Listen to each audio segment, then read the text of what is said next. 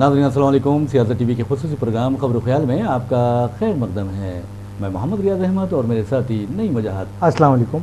नाज़रीन, हमेशा की तरह आपके सामने अहम खबरें लिए हाजिर हुए हैं और आप अच्छी तरह जानते हैं कि हम जो खबरें आपके सामने पेश करते हैं वो कल के अखबारात की सुर्खियाँ बनती हैं। न सिर्फ सुर्खियाँ बनती हैं बल्कि उन खबरों को इलेक्ट्रॉनिक मीडिया गैर मामूली अंदाज में नश्र करता है। इसी तरह सोशल मीडिया पर भी ये खबरें वायरल होती हैं। बहरहाल नाज़रीन, सबसे पहले हम चाहेंगे कि रोज़ाना सियासत और सियासत अखबार के साथ साथ सियासत टीवी की जानिब से और हमारे प्रोग्राम खबर ख्याल की जानिब से, मेरी जानिब से, नईम वजाहत की जानिब से हम आपकी खिदमत में ईद उल अज़हा की पुरखुलूस मुबारकबाद पेश करते हैं और ख़ास तौर पर उन खुशनसीब मर्द ख़वातीन को जिन्हें इस मरतबा हज बैतुल्लाह की सादत नसीब हुई और प्यारे नबी सल्लल्लाहु अलैहि वसल्लम के रोज़े मुबारक पर हाज़िर देने का उन्हें एज़ाज़ हासिल हुआ। तो बहरहाल नाज़रीन, पहली खबर की तरफ हम आपको लिए चलते हैं। वो पहली खबर ये है कि रियासत तेलंगाना, आप अच्छी तरह जानते हैं कि असम्बली इंतखाबात में किस तरह कांग्रेस को कामयाबी मिली थी और किस तरह KCR की पार्टी यानी BRS इक़्तिदार से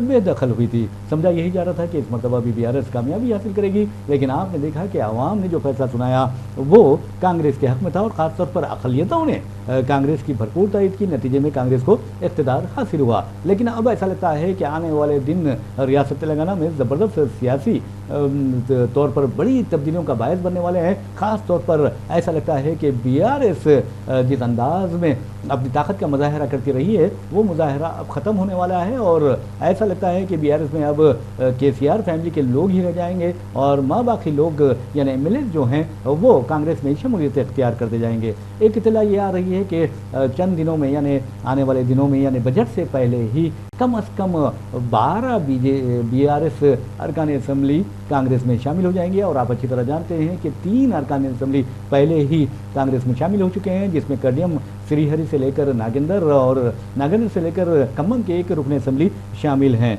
नईम वजाहत साहब, जैसा कि मैंने आपको बताया है कि नईम वजाहत हमारे साथ हैं, तो हम चाहेंगे कि ये जो अरकान असम्बली दाखिल हो रहे हैं ख़ास तौर पर कांग्रेस में शामिल हो रहे हैं, उनकी इत्तलात हैं, उनके बारे में कुछ बताएं। देखिए, आमतौर पर जो ये होता है कि इंतखाबात जब आते हैं तो उससे पहले लोग सियासी वफादारियाँ तब्दील करते हैं। इंतखाबात के बाद सियासी वफादारियाँ तब्दील करने का जो रुझान है वो KCR ने शुरू किया है। 2014 तक मैंने समझा था कि मुझे अच्छी तरह याद है NT रामाराव की जब हुकूमत कायम हुई थी, कांग्रेस के 26 MLA थे खाली। जी जी। लेकिन NT रामाराव ने उन्होंने 26 MLA को पार्टी में शामिल करके कांग्रेस को ज़ीरो करने की कोशिश नहीं की। जी जी। उसके बाद राजशेखर रेड्डी PCC प्रेसिडेंट बने, उनके क़यादत में इलेक्शन लड़ा गया तो 90 से ज़्यादा कांग्रेस के अरकान असम्बली कामयाब हुए थे। लेकिन चंद्रबाबू नायडू ने जब कांग्रेस को तोड़ के अपने पार्टी में उनको शामिल करने की कोशिश नहीं की। उस तरह 2004 में जब कांग्रेस की हुकूमत कायम हो गई, TRS का इत्तेहाद था कांग्रेस के साथ, हुकूमत कायम हो गई थी। उसके बाद TRS में थोड़ी बगावत हुई थी। ये इल्ज़ाम लगाया जाता है BRS की जानिब से कि KCR ने ही खुद BRS में बगावत, TRS उस वक्त के TRS में बगावत की थी। अब उसके बाद 2014 में जब अलहदा तेलंगाना रियासत तश्कील पाया था, उसके बाद जब कांग्रेस के जो अरकान असम्बली मुंतखब हो गए थे 22 अरकान असम्बली मुंतखब हो गए थे। जी हाँ। तकरीबन 10 से ज़्यादा अरकान असम्बली को KCR ने अपनी पार्टी में शामिल कर लिया। जी जी। उसके बाद फिर 2018 के असम्बली इंतखाबात हुए थे, कांग्रेस के 18 असम्बली अरकान असम्बली मुंतखब होकर आए थे। तो मैं समझता हूँ उसमें से 12 अरकान असम्बली को कांग्रेस के TRS में शामिल कर लिया गया था। जी जी। तो ये सिलसिला चलते आ रहा है। अब ये सुना जा रहा है कि कांग्रेस को 2023 के असम्बली इंतखाबात में तेलंगाना में 10 साल के बाद इख्तियार हासिल हुआ है। सादा अरकान असम्बली की तादाद जो थी 63 है, लेकिन कांग्रेस को 64 असम्बली हल्कों पर कामयाबी हासिल हुई थी। उसका एक कम्युनिस्ट जमात का इत्तेहादी भी कामयाब होकर आया था। लेकिन हालिया लोकसभा इंतखाबात में सिकंदराबाद कंटोनमेंट का एक ज़मीनी इंतखाबात हुआ है, जहाँ से भी कांग्रेस का उम्मीदवार मुंतखब होकर आ गया है। 65 हो गए, अब मिला के 65 हो गए जी कांग्रेस के। तो अब ये सुना जा रहा है कि अरकान बड़े पैमाने पे BRS के 26 अरकान असम्बली जो कांग्रेस से राब्ते में, हर एक की अपनी मजबूरियाँ होती हैं, सियासी फ़ायदे होते हैं, पता नहीं क्या क्या होता है। उसके लिए लोग आते हैं, कांग्रेस भी उनसे बातचीत कर रही, इस तरह की बातचीत चल रही है। और ये भी सुना जा रहा है कि बजट सेशन से पहले आपने बताया कि अरकान असेंबली हो सकता है कांग्रेस में शामिल हो जाएंगे। साथ ही साथ और एक भी मसला है, असेंबली में कोई बिल पास होती है तो यहाँ पर कानून साज कौंसिल भी है। जी हाँ, कानून साज कौंसिल में भी बिल का पास होना, मंजूर होना ज़रूरी होता है।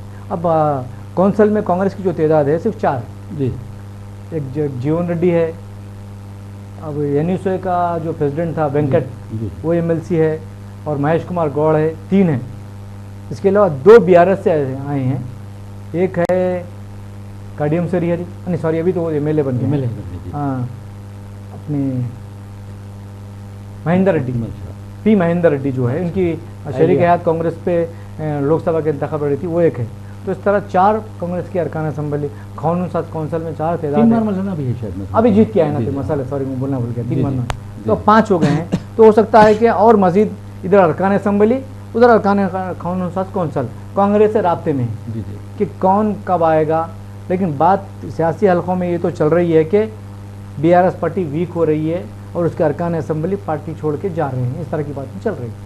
बहरहाल नाज़रीन, आपको बता दूं, जहाँ तक नईम आज़ाद ने भी कहा कि डिफेक्शन के मामले में KCR भी जिम्मेदार है, क्योंकि KCR ने जिस अंदाज में कांग्रेस के अरकान असेंबली को, अरकान कानून साज काउंसिल को अपने पास यानी अपनी पार्टी में शामिल कर लिया था, एंटी डिफेक्शन लॉ से बचाया भी था उन्हें। तो अब जो कहा जा रहा है, पहले से ही 3 अरकान असेंबली कांग्रेस में शामिल हो चुके हैं, और आप देखेंगे कि ये भी कहा जा रहा है कि बजट से पहले मजीद 10 अरकान असेंबली कांग्रेस में शामिल हो जाएंगे। तो इस तरह 13 अरकान असेंबली होंगे। लेकिन ये कहा जा रहा है कि एंटी डिफेक्शन लॉ से बचने के लिए 13 तो ये छोड़ दीजिए, मजीद 10 और अरकान असेंबली की ज़रूरत होगी, और 10 से लेकर 13 अरकान असेंबली की ज़रूरत होगी, यानी 26 का ये आंकड़ा बनता है। तो अगर 26 अरकान असेंबली BRS को छोड़कर कांग्रेस में शामिल हो जाते हैं तो फिर वो एंटी डिफेक्शन लॉ से महफूज रहेंगे। और एक अहम बात यह है कि ये भी कहा जा रहा है कि जिस तरह नईम आज़ाद ने कहा कि कानून साज काउंसिल में एक वक्त ऐसा भी था कि कांग्रेस का सिर्फ एक रुकन बाकी रह गया था। जी, और आप देखेंगे कि हाँ, जीवन रेड्डी, हालांकि मोहम्मद अली शबीर को भी कायदे अपोजिशन बनाया गया था। देखिए जी, कांग्रेस LP जो थी उसको BRS LP में जम कर लिया गया। हाँ, कितनी बड़ी बात है वो। जी, जबकि वादा यह किया गया था कि अलहदा कांग्रेस तश्कील दी जाती है जी तो TRS पार्टी को कांग्रेस में जम किया जाएगा। लेकिन अलहदा रियासत तश्कील देने के बाद कांग्रेस पार्टी के जो अरकान काउंसिल थे उनको जम किया गया। जी, तो ये असेंबली में भी किया गया, काउंसिल में भी किया। लेकिन सियासी तौर पर मैं समझता हूँ ये अखलाकी इक़दार की गिरावट का नतीजा। देखिए आजकल सियासत अखलाक पे कहाँ चल रही है। जी, कभी नहीं चल रही और कभी चली भी नहीं। ये खाली वहम है, किताबी बातें हैं। हमेशा देख लीजिए आप, कोई ना कोई बहाना निकल के आता है, या किसी के ऊपर इल्ज़ाम आयद कर दिया जाता है, या कुछ होता है।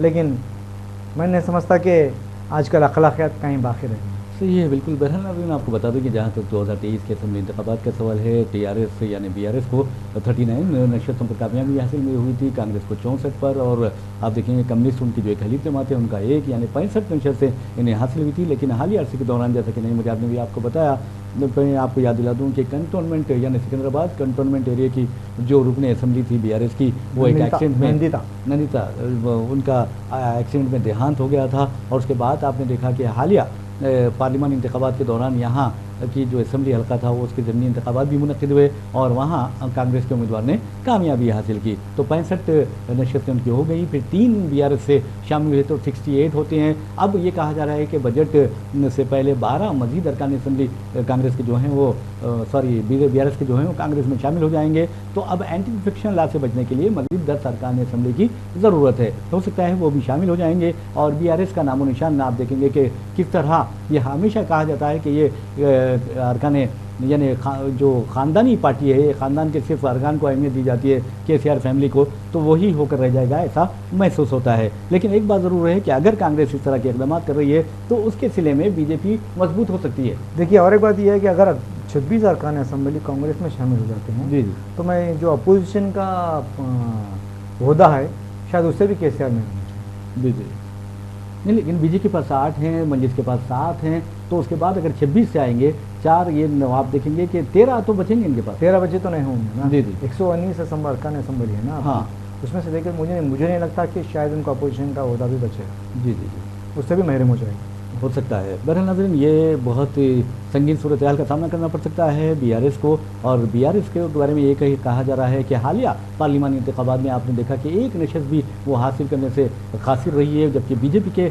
पार्लिमानी नशस्तों में 4 का इजाफा हुआ है। यानी 2019 के पार्लिमानी इंतखाबात में बीजेपी के 4 उम्मीदवार कामयाब हुए थे, लेकिन इस मरतबा हालांकि देखेंगे कि इख्तियार कांग्रेस का है, उसके बावजूद भी मज़ीद 4 बीजेपी के उम्मीदवार कामयाब हुए हैं। इस तरह उनकी तादाद 8 हो गई है। रियासत के 17 पार्लिमानी हलकों में से आपने देखा कि किस तरह 8 के ऊपर कांग्रेस ने कामयाबी हासिल की, 8 पर बीजेपी ने कामयाबी हासिल की और 1 पर मजलिस इत्तेहादुल मुस्लिमीन के असदुद्दीन ओवैसी ने कामयाबी हासिल की और अपनी सीट बरकरार रखी है। लेकिन आपको बताना ये ज़रूरी है, और नई वजह साहब अब जो खबरें आ रही हैं वही कहा जा रहा है कि बीजेपी की अहमियत रियासत में बढ़ गई है, यानी 33% वोट उसने हासिल किए हैं। कोई मामूली बात नहीं है, ये खतरे की घंटी है। और ख़ास तौर पर अगर तेलंगाना में फ़िरका परस्ती के फ़रोग़ का मामला है तो आप देखेंगे कि बीजेपी के कई अरकान असम्बली ऐसे हैं या लीडर्स ऐसे हैं जिनके इश्तियालंगेज़ बयानात के नतीजे में हालात बिगड़ सकते हैं। मिसाल के तौर पर मेदक में क्या हुआ आप अच्छी तरह जानते हैं। देखिए, आप आदाद व शुमार के लिहाज से ये बात कर रहे हैं। जी जी। असम्बली में बीजेपी का वोट परसेंटेज क्या था, लोकसभा में बीजेपी का वोट परसेंटेज क्या है, उसके ऊपर आप बात कर रहे हैं। जी हाँ, हकीकत है ये आप जो बोल रहे हैं कि बीजेपी का दिख रहा है, एक पेपर पर दिख के आ रहा है कि परसेंटेज कितना बड़ा है। लेकिन आपको बता दूं, असम्बली इलेक्शन जो होते हैं वो मुकामी सतह पर होते हैं जी। लोकसभा के जो इलेक्शन होते हैं वो कौमी सतह पर नजर तो इस तरह कौमी सतह के ऊपर इलेक्शन लड़ा गया था, जिसकी वजह से बीआरएस 0 हो गई और बीजेपी कामयाब हो गई। मुझे एक बात याद आ रही है, जब केसीआर से इंटरव्यू किया गया, जब सवाल किया गया था बीजेपी कितने जीतेगी, तो केसीआर ने कहा था कि 1 और नन। अच्छा, एक या नहीं, कुछ भी नहीं। हाँ। तो अब ये वो हालत बीआरएस की हो गई है। जी जी, नन में आ गई है बीआरएस। जी हाँ। हाँ, रही बात, अभी आपने कहा कि 13% से बीजेपी का वोट परसेंट 36% तक बढ़ा है, यकीनन बढ़ा है जी। असम्बली हल्के से असम्बली इंतखाबात से लोकसभा के इंतखाबात में 3 महीने का जो वक्फा था, वो वक्फे में तकरीबन 20% से ज़्यादा 30% 33% का आपका जो वोट शेयर है बड़ा है। हाँ। लेकिन जब यहीं आप मुकामी इदारों के इंतखाबात होते हैं तो आप देख लीजिए कि फिर उनका परसेंटेज क्या रहेगा। जिस तरह से ये जिस मुकाबला, जिस तरह से उनका नताइज बरामद होके आए हैं, मैं नहीं समझता कि वही नताइज फिर से दोबारा बीजेपी को मुकामी इदारों के इंतखाबात में आएंगे। वो इंतखाबात इलाक़ाई सतह पे और मुकामी सतह पर, ग्राम पंचायत सतह पर, ज़िला परिषद सतह पर और मंडल परिषद सतह पर लड़ा जाएगा और वहाँ के मुकामी हालात को देखते हुए लड़ा जाएगा, वहाँ कौन ताकतवर है इसको देखते हुए लड़ा। बहरहाल नाज़रीन, मैं आपको बता दूं कि जहाँ तक बीजेपी का सवाल है, जैसे कि हमने आपको बताया कि बीजेपी बहुत ज़्यादा मजबूत हो रही है, और अगर बीजेपी मजबूत होती है तो आपने देखा कि मेदक में क्या हुआ है, और वहाँ पर जिस अंदाज में पुलिस को कार्रवाई करनी चाहिए थी वो नहीं की है। इस तरह के इल्ज़ामात आयद किए जा रहे हैं, लेकिन अमन व अमान की बरकरारी में पुलिस का अहम किरदार होता है, और अगर पुलिस चाहे तो मैं समझता हूँ कि परिंदा पर भी नहीं मार सकता। तो कहने का मतलब ये है कि इस तरह के वाक़यात रियासत के लिए, रियासत की मईशत के लिए, रियासत के इमेज के लिए बहुत ही ख़तरनाक साबित होते हैं। आपने देखा कि रियासत तेलंगाना में अमन व अमान की वजह से ही जो इंफॉर्मेशन टेक्नोलॉजी की, जो सिलिकॉन वैली के नाम से बेंगलुरु मशहूर हुआ करता था, आप देखेंगे वो हैदराबाद मुंतकिल हो गई थी। और अगर इस तरह के हालात पैदा हुए तो मैं समझता हूँ कि अच्छी बात नहीं है, क्योंकि हैदराबाद एक छोटा हिंदुस्तान है, मिनी इंडिया है, और यहाँ पर नफरत नहीं बल्कि मोहब्बत का फ़रोग होना चाहिए, मोहब्बत बढ़नी चाहिए रियासत तेलंगाना में। तो बहरहाल अब चलते हैं बीजेपी, जैसा कि हमने कहा कि बीजेपी बहुत स्ट्रांग हो रही है, और मलकाजगिरी पार्लिमानी हल्का आप देखेंगे कि जहाँ पर चीफ मिनिस्टर रेवंत रेड्डी ने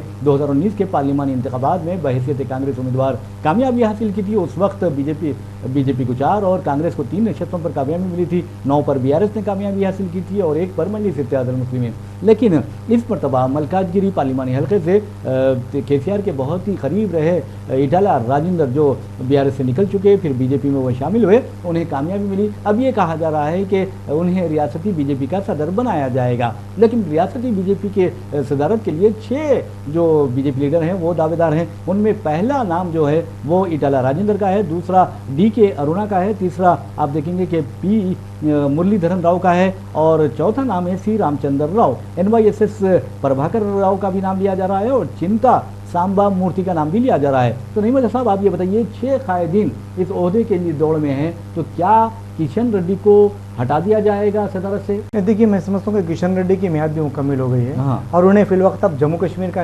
असम्बली इंतखाबात का इंचार्ज बना दिया गया। अच्छा। मरकजी वज़ारत में शामिल करने के साथ साथ उन्हें माइंस का मिनिस्ट्री दी गई है। साथ ही साथ अभी ये पता चला है कि उन्हें जम्मू कश्मीर इलेक्शन का इंचार्ज बनाया। जी जी। तो अब उन्हें यहाँ इस ओहदे से हटा दिया जाएगा। और सबसे बड़ी बात सुनने में ये आ रही कि बीसी तबके को ज़्यादा अहमियत दी जाए। नहीं, क्या आपको ऐसा नहीं लगता जिस तरह आंध्र प्रदेश में पुरंदेश्वरी एक खातून को सदर बनाया गया बीजेपी का, और आपने देखा कि बीजेपी ने वहाँ अच्छा मुजाहरा किया, 8 असेंबली नशस्तों पर कामयाबी हासिल की, और पार्लिमानी इंतखाबात में उसका मुजाहरा अच्छा रहा, फिर पुरंदेश्वरी भी कामयाब हुई। तो क्या उसी पर मैं समझता हूँ 8 अरकान पार्लियामेंट नहीं, असेंबली बताया मैंने। अच्छा, हाँ। लेकिन क्या पुरंदेश्वरी के नक्शे कदम पर चलते हुए यहाँ पर भी एक खातून को सदर बनाया जाएगा? बिल्कुल मुमकिन है। DK अरुणा। DK अरुणा क्योंकि बीजेपी के कौमी नायब सदर है। लेकिन सवाल यही पैदा होता है कि रेड्डी, हाँ, अब किशन रेड्डी भी रेड्डी थे, हाँ हाँ, DK अरुणा जो है वो भी रेड्डी है। अच्छा, रेड्डी खानदान से ताल्लुक। तो मैं ये नहीं समझता कि फिर रेड्डी को हटा के रेड्डी को दिया जाएगा, बल्कि समाजी इंसाफ के तौर पर BC तबके को अहमियत दी जाएगी। BC तबके में मैं समझता हूँ कि ईटल राजेंद्र ज़्यादा ताकतवर है। जी जी। उसके में और हाईकमान से भी उन्हें ताल्लुकात अच्छे बन गए हालिया दिनों में।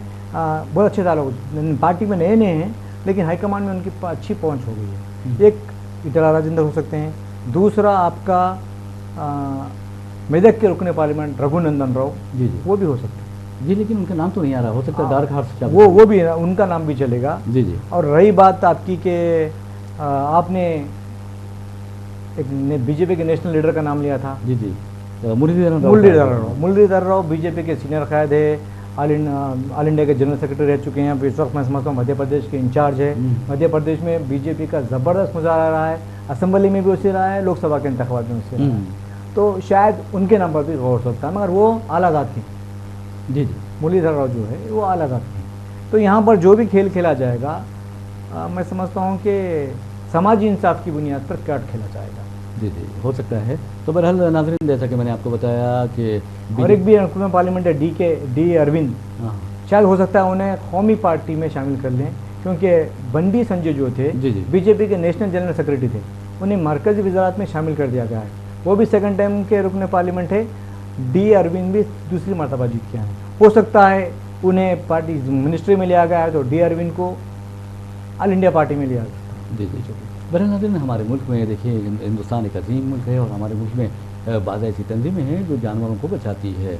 चलो, अच्छी बात है, जानवरों को बचाती है, लेकिन अफसोस की बात यह है कि जब इंसानों का कत्ल किया जाता है मज़हब के नाम पर या जात-पात के नाम पर, तो ये तंजीमें आपको दिखाई नहीं देती। ये उन्हें पता ही नहीं चलता कि इंसानों का कत्ल किया जा रहा है, इंसानों का कत्लेआम किया जा रहा है, उन्हें मज़हब के नाम पर सताया जा रहा है, उन्हें डराया जा रहा है, उन्हें धमकाया जा रहा है। लेकिन जब जानवरों की बात आती है तो ये तंजीमें आगे आती हैं, उन्हें बचाने की कोशिश करती हैं, और इन्हें शर्म नहीं आती कि जानवरों से प्यार करते हैं और इंसानों को बचाने के लिए कुछ काम नहीं करते। तो कहने का मतलब ये है कि हम आपको लिए चलते हैं दिल्ली में आपने देखा कि किस तरह एक जैन तंजीम है, उस तंजीम ने 124 बकरों को बचाया। उन्होंने दावा किया, और द प्रिंट ने ये रिपोर्ट भी शायद की है और कहा कि इस तरह उन्होंने तकरीबन 15 लाख रुपए खर्च करते हुए ख़ुद को मुसलमान जाहिर करते हुए चांदनी चौक पुरानी दिल्ली जो है वहाँ पर गए और वहाँ से उन्होंने 124 बकरों को बचाया, और बचाकर उसे विवेक यानी जैन नया जैन मंदिर में यानी भर्ती कर दिया है, वहाँ ले जाकर मुंतकिल कर दिए।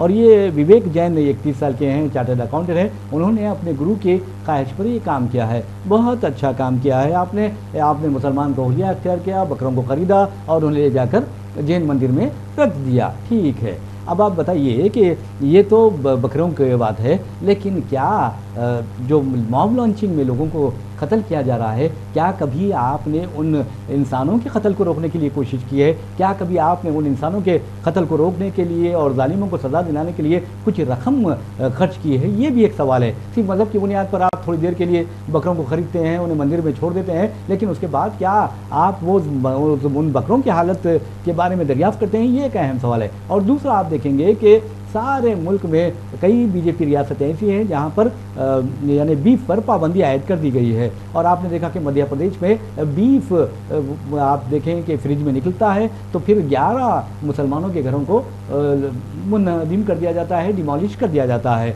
तो ये जो हरकतें होती हैं ये सिर्फ मज़हब की बुनियाद पर होती हैं, इस तरह नहीं करना चाहिए। क्या जिस तरह ये जैन बरादरी ने 124 बकरों को बचाया, क्या उन्होंने उन लोगों को भी बचाया है जिनके बच्चों को कत्ल कर दिया गया? ट्रेन में जाते हुए हाफिज जुनैद की जान ले ली गई, इम्तियाज़ को ज़िंदा 15 साल इम्तियाज़ को छत्तीसगढ़ में जिंदा फांसी दे दी गई। क्या कभी इस जैन बिरादरी ने उन्हें बचाया? मेरे भाई, इंसानों, आप देखेंगे कि जानवरों से ज़्यादा इंसान की कदर होनी चाहिए। क्या इन जैन भाइयों ने कभी हाथरस में जो वाक़या हुआ था, एक बेटी का, उसकी इस्मत तार की गई थी, उसकी हड्डियाँ तोड़कर उसका कत्ल कर दिया गया था, क्या कभी उस तरह की दलित बहनों को बचाने की कोशिश की है? उन बहनों को बचाने के लिए पैसे जमा करने की कोशिश की है? नहीं की है। वजह यह है कि इस फ़िरका परस्त दरिंदों को खुश करने के लिए इस तरह के इक़दाम किए जाते हैं। और अगर उनकी तारीफ़ की जाए तो हो सकता है ठीक है, चलो आपने जान बचाई है, लेकिन मैं कहता हूं कि ये लोगों ने जान नहीं बचाई बकरों की, बल्कि इंसानियत के खिलाफ काम किया है, क्योंकि इंसान जो होता है वो सबसे ज़्यादा अहम होता है। अगर ये इंसानों को बचाते तो मैं समझता कि ये बहुत बड़ा काम किया है। क्या आप क्या कहते हैं? देखिए, मैं ये पूछना चाह रहा हूँ, गोवा में किसकी हुकूमत है? जी जी, बीजेपी की हुकूमत है जी। उन पर पाबंदी है? नहीं है, बिल्कुल नहीं है, नॉर्थ ईस्ट में नहीं है ना? नहीं जी। फिर आप ये बताइए मेरे को, वन नेशन वन इंडिया, एक हर चीज़ का बोल के बात करना आप जी। तो फिर बीजेपी दोनों नज़र पे क्यों काम कर रही है? कहीं डर है बीजेपी को, कहीं डराना है। जी जी जी। तो आप ये बता लीजिए, ठीक है, हाँ, वो जिस तरह जैन तबके की आपने बात की है, हाँ, वो सुर्खियों में फिर वक्त आया होगा। हाँ, मुसलमान ये बताना चाह रहा हूँ, दिल्ली में ऐसे कई बड़े बिजनेसमैन हैं, बड़े सियासतदान हैं, जिनके घर हिंदू बड़े सियासतदान हैं, बड़े बिजनेसमैन हैं, जिनके घरों में शादियाँ होती हैं, बड़े बड़े किस्म मुख्तलिफ अक़साम के पकवान होते हैं। अंबानी की बच्ची की शादी ले लीजिए, मुख्तलिफ डिशेस बनते हैं, फिर वहाँ जाके उन्होंने जानवरों को क्यों नहीं बचाया? अरे नहीं मुझे साहब, जानवरों की तो बात दूर है, हिंदुस्तान में तबाही व बर्बादी आ रही है शराब की वजह से। उम्मुल खबाइस कहते हैं, इस्लाम क्या कहता है कि तमाम बुराइयों की जड़ कहता है, मदर ऑफ ऑल एविल्स कहता है, उम्मुल खबाइस कहता है। और जब कोई शराब पी लेता है तो कभी ना अपने माँ में फ़र्क महसूस करता है, ना अपनी बेटी में फ़र्क महसूस करता है। और मैं ये चैलेंज से कहता हूँ कि हिंदुस्तान में जिन बापों ने अपने बेटियों के साथ मुँह काला किया वो हालत नशा में थे। तो क्या ये जो जैन है, आप देखें विवेक जैन, उन्हें क्या अंदाज़ा नहीं है, या उनके गुरु को अंदाज़ा नहीं है, उनकी पार्टी को अंदाज़ा नहीं है, उनके ज़ात पात को अंदाज़ा नहीं है कि शराब हिंदुस्तान को तबाह कर रही है? अगर हिम्मत है तो हिंदुस्तान में शराबबंदी नाफिज करके दिखाओ। बिल्कुल सही बात कही। अरे औरतों का कत्ल किया जा रहा है। और आपने कहा कि उनके गुरु के कहने पर, गुरु के कहने पर किया है शुभ, तो कि गुरु को दूसरी जगह जानवर करते तो नजर नहीं आते। जी जी, गोवा में दिखाई नहीं देता, सिर्फ इन्हें ईदुल जुहा में नजर आता है। जी जी, हाँ ये आता है, शायद हो सकता है। बाद लोगों का चलता है नहीं वजह साहब, आपको बता दूं कि बाद ऐसे इलाके हैं जहाँ अल्लाह का अज़ाब होता है कि लोग दिन में नहीं देख सकते, रात में उन्हें नज़र आता है। तो हो सकता है इन्हें सिर्फ गोवा दिखाई नहीं देता, मशरिक़ वस्ता मिडिल ईस्ट दिखाई नहीं देता, उनके गुरु को ये भी नहीं दिखाई देता कि जो बीफ एक्सपोर्ट्स है उसमें हिंदुस्तान का दूसरा नंबर है, और इसमें जो कंपनीज है किसी मुसलमान की नहीं बल्कि जैन भी उसमें शामिल है। बिल्कुल सही कहा आपने, बिल्कुल सच कहा। मैं यही कहना चाहता हूँ, मैं इसलिए कह रहा हूँ, हम बार बार कहते हैं गोदी मीडिया एक पहलू दिखा रहा है, सिर्फ मुसलमान कहने से क्या जाए। पहले गाय बोले, अरे आप देखिए अब तो गाय पे हम खुद मुसलमानों ने काटना बंद कर दिया। जी हाँ। चलो हम भी हिंदू भाइयों के जज्बात का एहतराम करते हैं, हमने गाय काटना बंद कर दिया। अब बैल को ले जा रहा है, उसको भी रोका जा रहा है। अब बकरा काटे जा रहे हैं, उसको भी रोका जा रहा है। तो करें क्या? जी जी। और दूसरी बात, इन बेवकूफ़ों को ये नहीं मालूम, अगर बकरों को नहीं काटेंगे, बकरों को ज़ुबान नहीं करेंगे, कुर्बानी नहीं देंगे, तो यकीन मानिए लाखों बकरे सड़कों पर आ जाएंगे, इंसानों को खा जाएंगे ये लोग। और आपको ये भी बता दूं कि उत्तर प्रदेश में आपने देखा, वहाँ किसान किस कदर परेशान है। गायों को आप वहाँ पर देखेंगे कि वो जानवरों को आप सड़कों पर देखेंगे, क्या कर रहे हैं, खेतों को खा जा रहे हैं, वो खेतों में तबाही व बर्बादी मचा रहे हैं, किसान परेशान हैं। देखिए, सबसे पहले होना तो ये चाहिए कि आपने शराब की बात की थी, शराब पाबंदी याद कीजिए, बिल्कुल बीफ एक्सपोर्ट्स पर भी पाबंदी याद करना चाहिए, अगर हिम्मत है तो। हम चाहते हैं करो। जी जी, सारे मुसलमान चाहते हैं कि बीफ जो एक्सपोर्ट का काम चल रहा है सेकंड पोजीशन पे रहा है हम। हाँ, तो हम बोल रहे हैं, हम पाबंदी याद करो उस पर। वहाँ पर हिम्मत नहीं होती। अरे ये बेचारे गाँव माता का जिक्र करते हैं और वहाँ बीफ एक्सपोर्ट कर रही है नरेंद्र मोदी हुकूमत। जी बिल्कुल। तो सबसे बड़ी दुश्मन कौन है? जी जी, चंद लोगों को भड़का कर मुस्तैल किया जाता है और वो उसका हथियार बन जाते हैं। जी, जबकि उन्हें मालूम होना चाहिए, आपने बताया कि दुनिया में हिंदुस्तान दूसरा बड़ा एक्सपोर्टर है। जी हाँ। तो इस पर गौर करने की ज़रूरत है। जो हिंदू तंजीमें हैं सिर्फ ये सोचते हैं कि बकरीद में या फिर ईद उल जुहा में गायों को या फिर जानवरों को कत्ल किया जा रहा है, एक ही दिन नजर आता है उनका। जी, साल के 12 महीने जो कुर्बानियाँ हो रही हैं उसको नहीं देखते। और दूसरी बात आप देखेंगे कि करोड़ों जो बकरे हैं ईद उल अज़हा में फ़रोख्त होते हैं, और फ़रोख्त करने वाले कोई मुसलमान नहीं होते, बल्कि जो हमारे धंगर होते हैं, जो चरवाहे होते हैं, वो मुसलमान आमदनी होती है, वो गैर मुस्लिम भाई। और एक बात क्या है, क्यों पालते हैं कोई बताइए आप इसको? बकरे वगैरह की जो परवरिश होती है, अफजाइश होती है, वो लोग बेचते हैं, उसको आमदनी आती है उनको। ये आप नहीं कह सकते कि ऐसा नहीं कर सकते बोल के। हर कोई, अब जहाँ तेलंगाना की हुकूमत थी, यहाँ के बीसी जो तबका है उन लोगों में फ्री तकसीम करती। जी जी हाँ बिल्कुल। और आप देखेंगे कि इस ईद उल अज़हा के मौके पर आपने भी देखा होगा, हमारे हिंदू भाई भी देखे होंगे, जो पाए होते हैं, जो मुंडी होती है बकरे की, उसको भुनने का काम कोई मुसलमान ने किया, बल्कि हज़ारों हिंदू भाइयों बहनों ने किया, गरीब लोगों ने किया। उन्हें मैं समझता हूँ कि ईद उल अज़हा के दिन कम से कम 2 से 3 हज़ार रुपये आसानी से आमदनी हो गई। देखिए, और एक बहुत कम बोल रहे हैं आप। मैं खुद कटाने गया था, एक क्या 250 रुपये लिया हूँ। अच्छा, एक बकरी। जी जी जी। 4 पाए, एक मुंडे के 250 लिया था। जी जी, इस तरह तो बता रहा हूँ आपको मैं, ऐसे तो कितने किया होगा। तो कहने का मकसद ये है कि सिर्फ जज्बात में ला के हालात को ख़राब करने का नहीं है, बल्कि संजीदगी से गौर करने की ज़रूरत है। बहरहाल मैं समझता हूँ जहाँ तक संजीदगी होती है वहाँ पर तबाही नहीं होती, जहाँ पर संजीदगी होती है वहाँ पर खुशहाली होती है, यानी गड़बड़ नहीं होती। लेकिन आपको बता दूँ, हैदराबाद आपको लिए चलते हैं, हैदराबाद का एक इलाका है छतरी नाका। छतरी नाका बार बार अखबारात में आता है, लेकिन इस मरतबा जो मीडिया में छतरी नाका है, आज वहाँ पर एक बहुत ही ख़तरनाक वाक़या पेश आया। यानी एक शादीशुदा खातून, यानी मुतलक़ा का जो खातून थी, उसके साथ उसके पड़ोसी का प्यार यानी माशिक़ा चल रहा था, और जब उसने देखा कि वो जो मतलब खातून है उसे नज़रअंदाज कर रही है, तो उसके दिल में ये शक-व-शुबात पैदा होने लगे, उसके जहन में ये शक-व-शुबात होने लगे कि कहीं इसके ताल्लुकात किसी और से तो नहीं हो गए हैं। तो बहरहाल नाज़रीन, आपको बता दूं कि छतरी नाका के आप देखेंगे ये मनी कंथा नामी एक शख्स है, उसने अपनी गर्लफ्रेंड, अपनी माशूक़ा शरया, जिसकी उम्र 32 साल बताई जाती है, उसका सब्ज़ी काटने की जो छुरी होती है उससे गला काट दिया, और उसकी आंखों में वो छुरी घोंपने की कोशिश की, और पड़ोसियों ने फ़ौरन पुलिस को अलर्ट किया, और पुलिस ने उस लड़की को या उस खातून को अस्पताल मुंतकिल किया, जहां उसकी हालत बहुत ज़्यादा तशवीशनाक बताई जाती है, जबकि जो हमलावर है उसे गिरफ्तार कर लिया गया। तो इस तरह के जो वाक़यात है, इस तरह के वाक़यात अगर यूँ ही पेश नहीं आते, नहीं वजह साहब, ये शराब की लानत में जो मुब्तला होते हैं उस वजह से पेश आती है। देखिए, गुज़िश्ता 8 या 10 दिन के दौरान मैं समझता हूँ शहर और अजला में जी हाँ, तकरीबन 10 कत्ल हुए, सड़कों पर मारा गया है। उसमें एक 6 साल की छोटी लड़की भी है मासूम, जिसका रेप करके मार दिया। अस्तगफिरुल्लाह। तो मैं बता रहा हूँ ना, ये हालात जो है, लॉ एंड ऑर्डर बहुत पर नज़र रखना बहुत ज़रूरी हो गया है। जी जी। तो ये बकरों को बचाने वाले कहाँ थे? पता नहीं, बैलों को बचाने वाले कहाँ थे? 8-10 दिन के दौरान ये वाक़यात पेश आए हैं। हाँ। चीफ मिनिस्टर ने भी एक वाक़े पर, ये जो लड़की की रेप हुआ है उस पर, और एक शख्स को मार मार कर पीट दिया, उस पर बरहमी का इजहार किया है, और पुलिस को हिदायत दी कि ऐसे लोगों के खिलाफ सख्त कार्रवाई करो। जी जी। तो मैं समझता हूँ कि इस तरह के जो इक़दाम हो रहे हैं, अब पुलिस को थोड़ा अलर्ट होने की ज़रूरत। जी जी।